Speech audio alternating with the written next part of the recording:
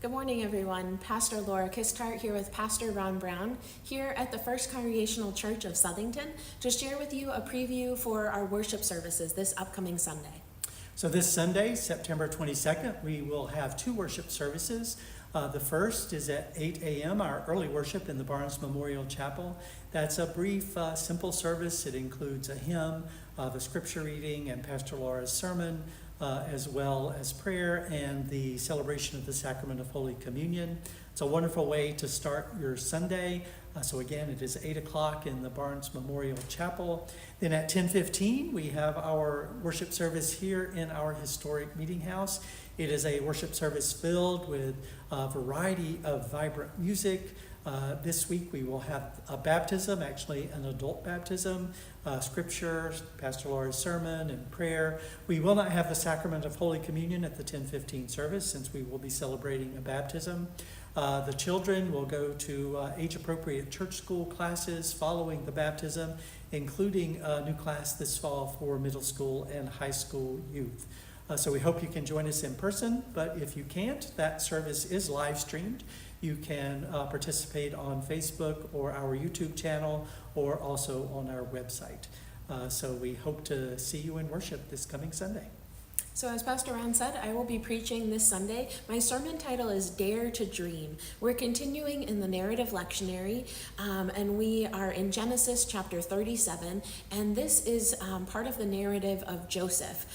Joseph has many chapters in Genesis. He's actually has the most chapters in the book, and a whole quarter of the book is devoted to his story. So there's a lot of narrative there, and Joseph is a dreamer. He likes to share his dreams, and they at first get him into trouble.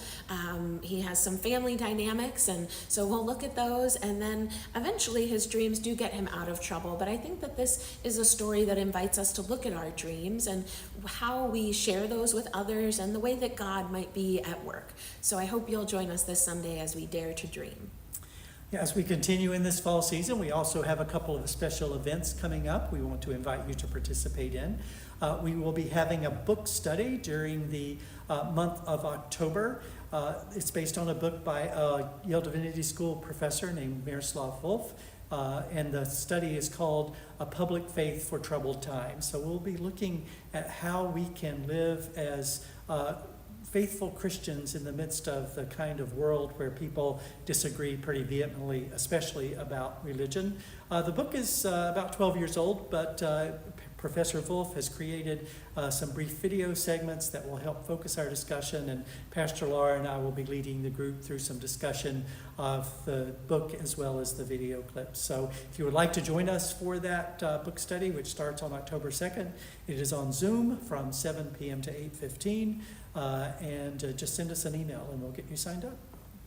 And of course, as we get closer and closer to October, that means we are closer to Apple Harvest Festival. So the signups are available. We have both a QR code, a virtual sign-up link, Sign Up Genius, or also a paper copy. So if you have any trouble signing up, please just contact the church office. We'd be happy to help you and assist you in signing up for the different volunteer slots.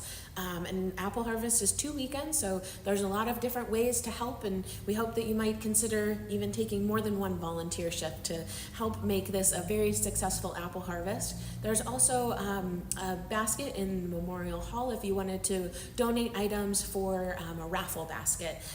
So that's one other way that we do some fundraising throughout Apple Harvest.